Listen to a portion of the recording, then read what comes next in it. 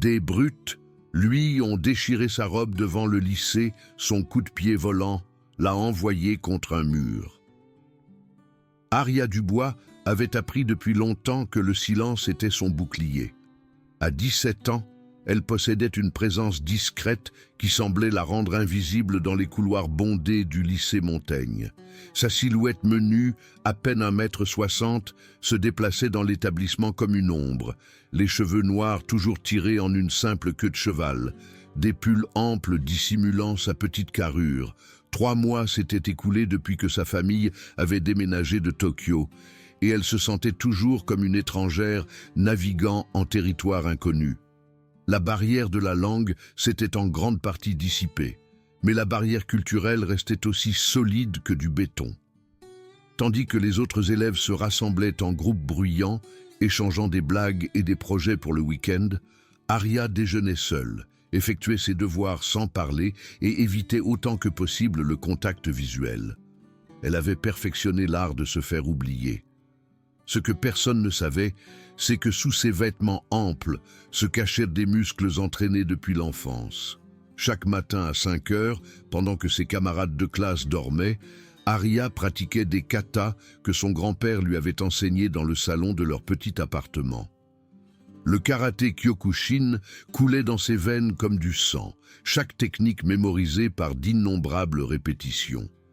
Son père avait été un champion avant qu'une blessure ne mette fin à sa carrière, et son grand-père avant lui avait entraîné des combattants à Okinawa. Mais ici, dans ce lycée français, elle n'était que la discrète jeune fille asiatique qui parlait doucement et restait dans son coin. « Tiens bon jusqu'à la fin de la journée », se rappelait-elle chaque matin. « Ne te fais pas remarquer, ne leur donne pas de raison. » Le harcèlement avait commencé petit. Des commentaires murmurés sur son accent lorsqu'elle parlait en classe. Des ni-hao chuchotés juste assez fort pour qu'elle les entende en passant devant certains casiers. Des livres accidentellement renversés de ses mains dans les couloirs bondés. Elle endurait tout avec la même expression sereine qu'elle arborait pendant la méditation, ne ripostant jamais, ne reconnaissant même pas les attaques. Le principal instigateur était Kevin Lemaire, un imposant seconde ligne de rugby d'1,85 m dont la famille dominait la hiérarchie sociale de Montaigne depuis des générations. Ses cheveux châtains étaient toujours parfaitement coiffés, son blouson Teddy porté comme une armure, et ses yeux bleus cruels semblaient détecter la faiblesse comme les requins détectent le sang. Ses plus proches alliés étaient Théo Garcia, mince et rapide avec un sourire méchant, et Maxime Dubois, dont les cheveux roux correspondaient à son tempérament explosif. « Regardez ce qui est sorti de la rizière », annonçait Kevin à chaque fois qu'Aria entrait à la cantine. Sa table éclatait de rire, tandis qu'elle faisait semblant de ne pas entendre, trouvant sa place habituelle, près des fenêtres, où elle pouvait manger dans une paix relative. Madame Martin, la surveillante de cantine surchargée de travail, semblait toujours regarder ailleurs lorsque ces incidents se produisaient. Les autres professeurs étaient soit inconscients, soit choisissaient l'ignorance plutôt que l'intervention. Même les élèves qui auraient pu prendre la parole trouvèrent des raisons de détourner le regard. Aria comprenait. S'impliquer signifiait devenir une cible. Elle avait vécu pire à Tokyo, où son métissage la faisait ressortir parmi ses camarades de classe entièrement japonais.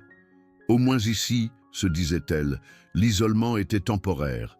La mutation de son père les déplacerait probablement à nouveau dans 1 an ou 2. Elle devait juste survivre jusque-là. Le gymnase était son sanctuaire pendant les heures de déjeuner où la cantine devenait insupportable. La plupart des élèves évitaient cet espace vide. Mais Aria trouvait la paix parmi l'équipement et l'écho de ses pas. Elle s'asseyait dans les gradins, finissant ses devoirs ou respirant simplement le parfum familier des tapis de sport qui lui rappelait le dojo de son grand-père. C'est là, un mardi de novembre, que Kevin et sa bande l'ont coincé pour la première fois. « Tiens, la petite poupée chinoise pense pouvoir se cacher de nous. » La voix de Kevin résonna sur les murs du gymnase alors qu'il s'approchait avec Théo et Maxime à ses côtés. « On te cherche partout. » Arya ferma lentement son manuel, son rythme cardiaque stable malgré la menace. Des années d'entraînement lui avaient appris à rester calme sous pression. Évalue la situation, cherche des sorties, reste prête. Qu'est-ce qui se passe? Tu as perdu ta langue? Ricana Théo en s'approchant. Ou tu ne parles que le chinois des fortune cookies? Maxime rit, un son rauque qui semblait trop fort dans cet espace vide. Peut-être qu'elle prit sa statue de Bouddha, ou je ne sais quoi. Je dois aller en cours, dit Arya doucement, se levant et ramassant ses livres. Sa voix restait stable, ne trahissant aucun des calculs qui se déroulaient dans son esprit.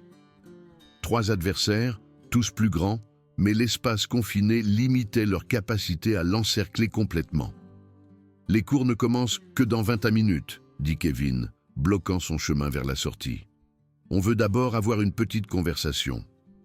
À propos de quoi? Demanda-t-elle, bien qu'elle sache déjà que cette conversation n'avait rien à voir avec la communication et tout à voir avec l'établissement d'une domination. À propos du respect, dit Kevin, son sourire devenant prédateur. Tu vois, on n'apprécie pas que des étrangers viennent dans notre lycée et agissent comme s'ils étaient chez eux. Je n'agis pas du tout comme ça, répondit Arya. Je veux juste qu'on me laisse tranquille. C'est ça le problème, intervint Théo. Tu te crois trop bien pour nous. Tu te promènes comme une mystérieuse princesse ninja. Arya faillit sourire à cela. Si seulement ils savaient à quel point ils étaient proches de la vérité. Écoutez, dit-elle en essayant de contourner Kevin. Je ne veux pas d'ennui. Kevin lui attrapa le bras, sa prise ferme, mais pas encore douloureuse. Personne n'a dit que tu pouvais partir. Pendant un instant, Arya sentit la montée d'adrénaline familière qui précédait l'action. Ses muscles se tendirent, prêts à briser sa prise avec une simple rotation du poignet qui le laisserait haletant sur le sol, mais elle se força à se détendre. Pas encore, pas tant que tu n'as pas le choix. S'il vous plaît, lâchez-moi, dit-elle à la place. La prise de Kevin se resserra. Dis s'il vous plaît, maître Kevin. Non. Ce seul mot flotta dans l'air comme un défi. Maxime fit craquer ses jointures, tandis que Théo se déplaçait pour bloquer toute autre voie d'évacuation. Le bruit de la porte du gymnase qui s'ouvrait la sauva de ce qui allait se passer ensuite. « Hé, qu'est-ce qui se passe ici ?» La voix de M. Dubois, le professeur de sport, coupa la tension comme une lame. « Vous savez que vous n'êtes pas censé être ici pendant la pause déjeuner. » Kevin relâcha immédiatement le bras d'Arya, son expression se transformant en une confusion innocente. On parlait juste à la nouvelle, M. Dubois. On l'accueillait. Le regard suspicieux de M. Dubois se déplaça entre eux, mais Arya avait déjà appris que les adultes voyaient rarement ce qu'ils ne voulaient pas voir. Eh bien, accueillez-la ailleurs. Le gymnase est interdit. Alors qu'il sortait, Kevin chuchota juste assez fort pour qu'elle l'entende. Ce n'est pas fini, poupée chinoise. Cette nuit-là, Arya s'entraîna jusqu'à ce que ses muscles hurlent. Dans l'intimité du petit appartement de sa famille, elle exécuta des katas avec une précision mortelle, imaginant chaque blocage et chaque frappe entrant en contact avec de vraies cibles. Son grand-père avait toujours dit que la vraie force ne résidait pas dans la capacité à se battre, mais dans la sagesse de savoir quand le combat était nécessaire. Elle pouvait encore sentir la prise de Kevin sur son bras, la façon désinvolte dont il s'était approprié son espace, son temps, sa présence même. Le souvenir alluma quelque chose de dangereux dans sa poitrine. Ses mouvements devinrent plus nets, plus agressifs, chaque kata exécuté avec une fureur à peine contenue. Sa mère la regardait depuis l'embrasure de la cuisine, reconnaissant les signes de troubles intérieurs dans la violence précise de sa fille. « Arya-chan » appela-t-elle doucement. « Tout va bien à l'école ?»« Oui, maman », répondit Arya sans interrompre son kata, son poing fendant l'air là où se trouveraient les côtes d'un adversaire imaginaire. « Je reste juste en forme. » Mais ça n'allait pas, et elles le savaient toutes les deux. Sa mère avait vu les mêmes mouvements dans l'entraînement de son mari, à l'époque où il se préparait pour des compétitions qui comptaient. Ce n'était pas un entraînement, C'était une préparation à la guerre. Quand ce moment viendra-t-il ? Se demanda-t-elle, la sueur dégoulinant sur la moquette usée. Au fond de son cœur, elle soupçonnait que ce serait bientôt. Le harcèlement s'intensifia progressivement au cours des semaines suivantes. Kevin et ses amis semblaient prendre son silence comme une invitation, plutôt que comme un moyen de dissuasion. Ils commencèrent à synchroniser leurs mouvements avec les siens, apparaissant partout où elle essayait de trouver la solitude. La bibliothèque devint un territoire hostile lorsqu'ils se mirent à tenir des conversations bruyantes et moqueuses sur les immigrés qui envahissent le pays. Les couloirs se transformèrent en épreuves où elle ne savait jamais quand quelqu'un la pousserait contre un casier. Le pire, c'était à quel point tout cela semblait invisible aux yeux des autres. Les professeurs ne voyaient pas le subtil tourment qui se produisait sous leur nez. Les autres élèves développaient une cécité sélective chaque fois que la bande de Kevin frappait. La conspiration de l'ignorance volontaire était plus étouffante que le harcèlement lui-même. « Ignore-les simplement », lui conseilla sa mère lorsqu'Aria mentionna finalement avoir quelques difficultés sociales à l'école. « Montre-leur que tu es au-dessus de leur comportement. » Son père, soignant son genou perpétuellement douloureux, fut plus direct. « Tu veux que j'aille à l'école, que je parle au proviseur ?»« Non, papa, je peux gérer ça. » Et elle croyait pouvoir le faire. Des années d'entraînement l'avaient préparée à bien pire que la cruauté adolescente.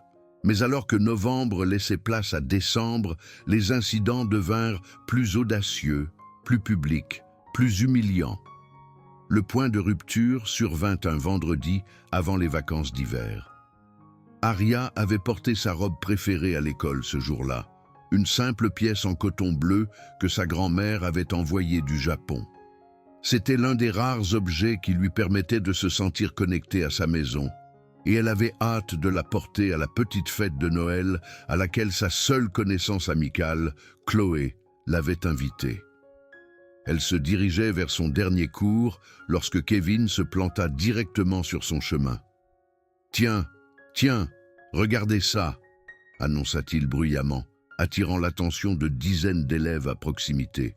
« Princesse Asia a décidé de se mettre sur son 31 pour nous. » Une foule commença à se rassembler, sentant le drame venir.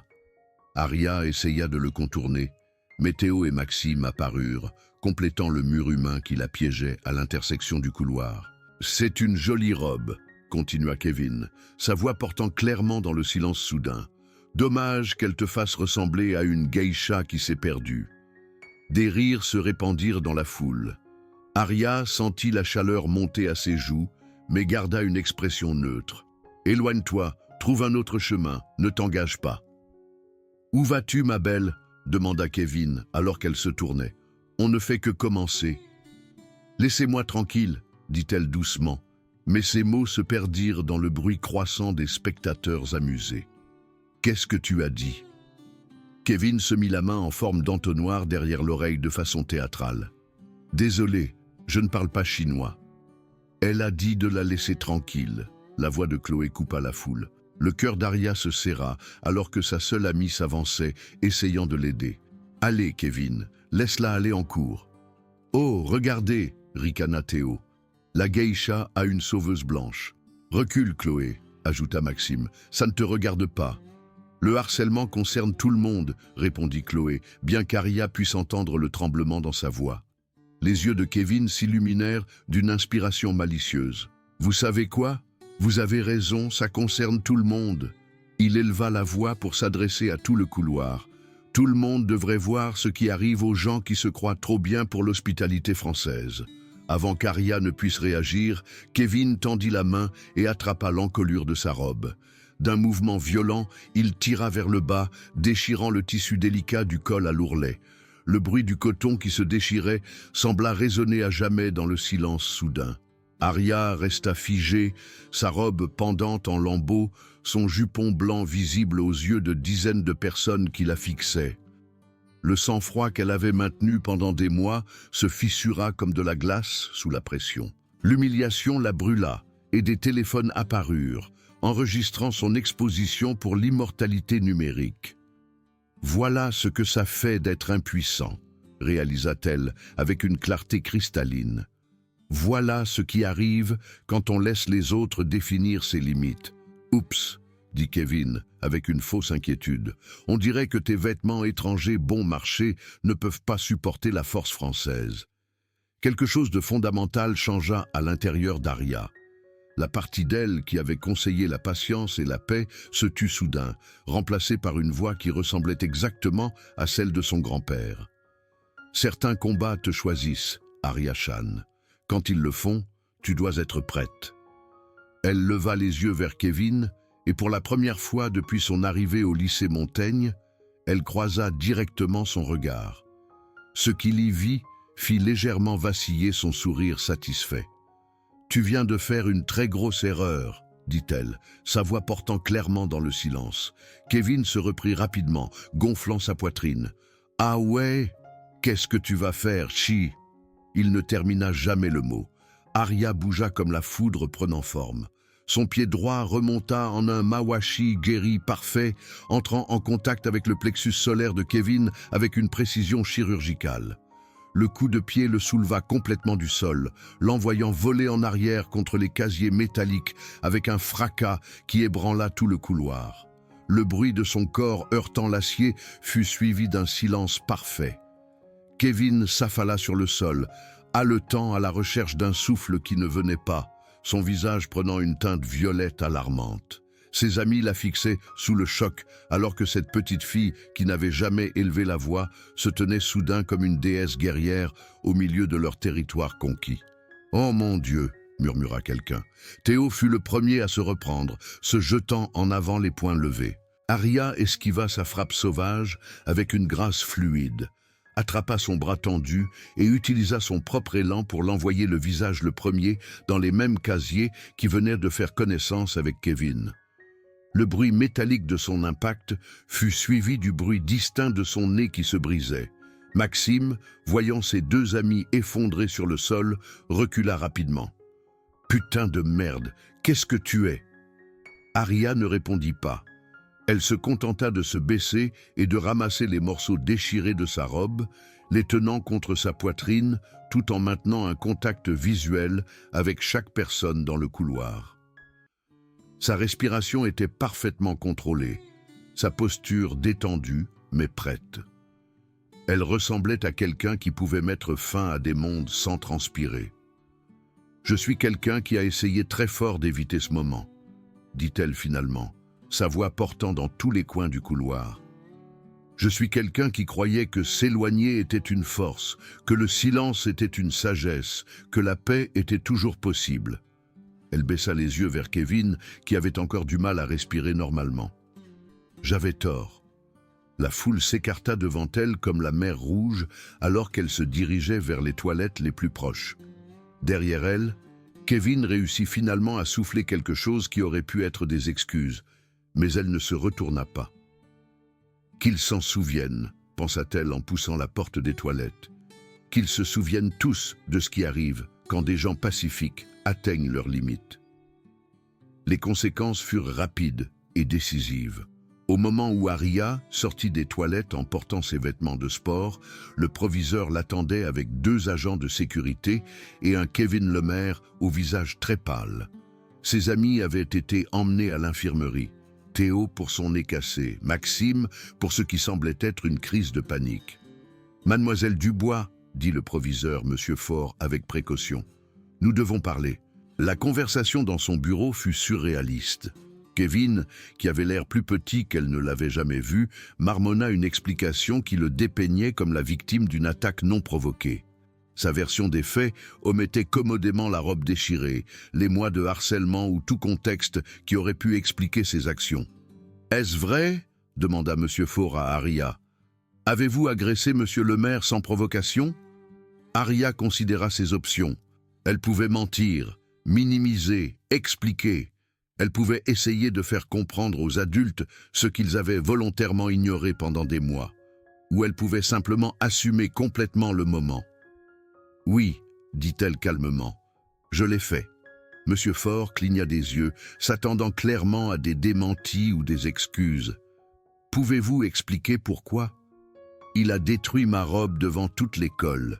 Lui et ses amis me harcèlent depuis des mois, tandis que les professeurs et les élèves regardent et ne font rien. Aujourd'hui, j'ai décidé que j'en avais assez d'être leur victime. Cela ne justifie pas la violence, commença M. Faure. N'est-ce pas? Interrompit Aria, sa voix toujours parfaitement calme. À quel moment se défendre devient-il justifié? Après la 100e insulte, après une agression physique, après une humiliation publique? Je suis curieuse de savoir où vous tracez cette ligne, monsieur. Le proviseur sembla mal à l'aise. Kevin se tortilla sur sa chaise, grimaçant à cause de ses côtes meurtries. Il existe des voies appropriées, dit M. Faure faiblement. Quelle voie? Demanda Aria.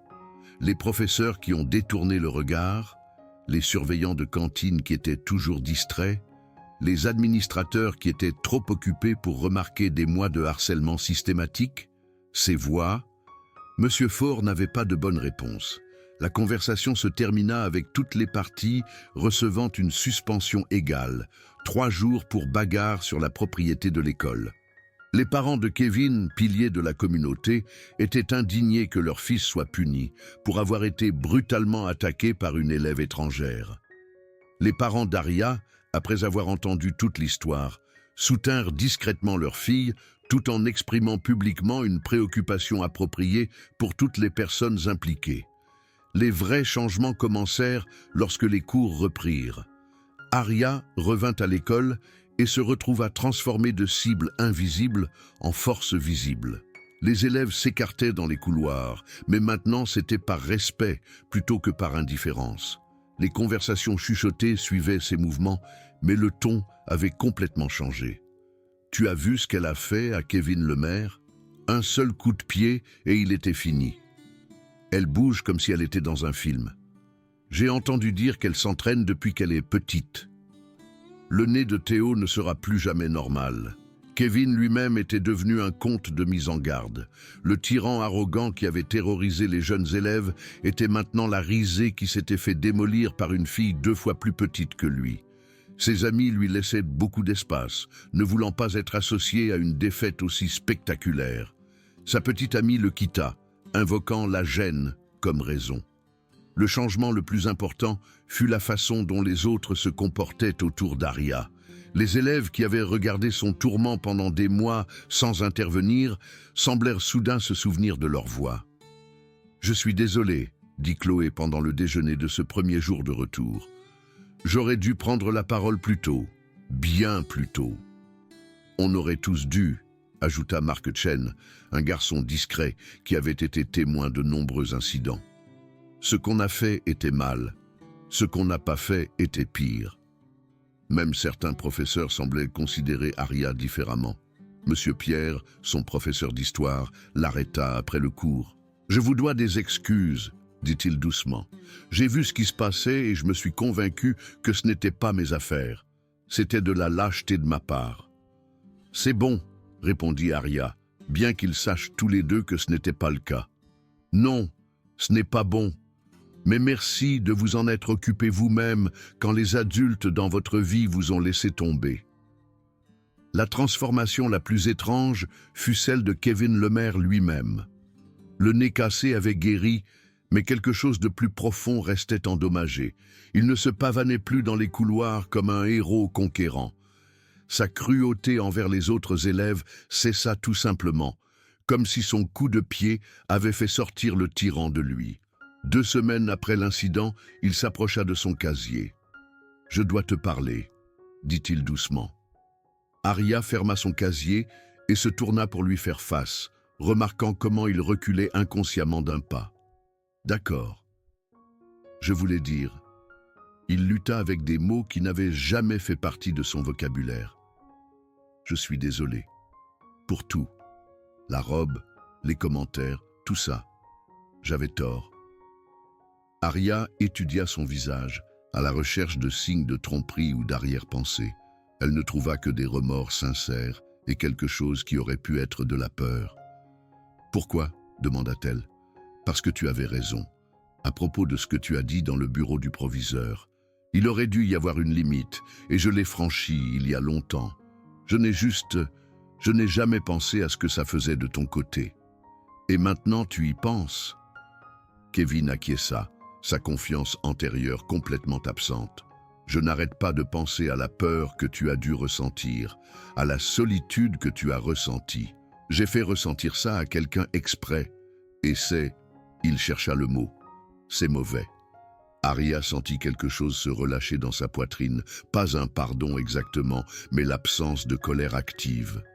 Merci d'avoir dit ça, dit-elle finalement. Ça n'annule pas ce qui s'est passé, mais c'est important que tu comprennes. Je sais que je ne mérite pas le pardon, continua Kevin, mais je veux que tu saches que je ne referai plus jamais quelque chose comme ça, à toi ou à qui que ce soit d'autre. Alors qu'il s'éloignait, Arya réalisa que son grand-père avait eu raison sur plus que de simples combats. La vraie force n'était pas seulement de savoir quand agir, c'était de savoir quand faire preuve de miséricorde envers les ennemis vaincus. Le reste de l'année scolaire se déroula tranquillement. La réputation d'Arya comme quelqu'un à ne pas prendre à la légère se répandit dans tout le lycée Montaigne, mais plus important encore, elle avait trouvé sa voie. Elle prit la parole en classe, rejoignit le club de sensibilisation culturelle de l'école et convainquit même l'administration de mettre en œuvre un programme de lutte contre le harcèlement plus efficace. D'autres élèves commencèrent à l'approcher, pas seulement ceux qui cherchaient une protection, mais ceux qui reconnaissaient en elle le genre de force tranquille qu'ils souhaitaient développer eux-mêmes. Elle créa un club d'arts martiaux informel qui se réunissait après l'école, enseignant l'autodéfense de base à tous ceux qui voulaient apprendre. Le but n'est pas de blesser les gens, disait-elle à ses élèves. Le but est d'être si clairement capable de se protéger que personne ne teste cette capacité. Son élève préféré était un petit élève de seconde nommé Clément, qui lui rappelait elle-même quelques mois plus tôt. Timide, studieux et fréquemment ciblé par les élèves plus âgés, il avait rejoint son club par désespoir. « Je ne veux blesser personne », confia-t-il après sa première leçon. « Je veux juste qu'il me laisse tranquille. » « C'est exactement ça, » répondit Arya. « La violence devrait toujours être la dernière option. Mais parfois, les gens ne vous laissent pas d'autre choix. Quand ce moment arrive, tu dois être prêt. » Le dernier jour d'école, Arya trouva une note dans son casier. Elle était de Chloé, qui était devenue une véritable amie au cours des derniers mois. Merci de nous avoir montré à tous ce à quoi ressemble le vrai courage. Pas le faux genre qui vient de blesser les gens plus faibles que vous, mais le vrai genre qui vient de se lever quand c'est le plus important. Tu as tout changé ici, et j'espère que tu le sais. Arya sourit, pliant soigneusement la note. Elle avait en effet tout changé, pas seulement au lycée Montaigne, mais en elle-même. La fille discrète qui était arrivée en septembre avait disparu, remplacée par quelqu'un qui comprenait que la paix n'était pas l'absence de conflit, mais la présence de la justice. Son grand-père aurait été fier. Elle avait appris que les vrais guerriers ne se battent pas parce qu'ils aiment la violence, mais parce qu'ils aiment quelque chose au point de le protéger. Parfois, ce quelque chose, ce sont les autres. Parfois, c'est simplement leur propre dignité. Alors qu'elle sortait du lycée Montaigne pour la dernière fois, Arya se tenait différemment. Sa posture était plus droite, son regard plus direct, sa présence plus substantielle. Elle n'était plus invisible, plus une cible, plus effrayée. Elle était Arya Dubois, et elle avait appris que les personnes les plus fortes sont souvent celles qui choisissent de ne pas utiliser leur force, jusqu'au moment où elles doivent absolument le faire. La robe déchirée était irréparable, mais ce qu'elle représentait avait été reconstruit plus fort que jamais. Parfois, les batailles les plus importantes sont celles qui enseignent à tous ceux qui regardent qu'il y a des conséquences à la cruauté, que les victimes peuvent devenir des vainqueurs et que les personnes discrètes ne doivent jamais être confondues avec des personnes impuissantes. Kevin Lemaire a appris cette leçon à la dure, tout comme tous les autres au lycée Montaigne qui avaient choisi de détourner le regard alors que regarder était ce qui était le plus nécessaire. Mais surtout, Arya a appris qu'elle avait été assez forte depuis le début. Elle avait juste besoin de trouver le moment où être forte importait plus que de rester en sécurité.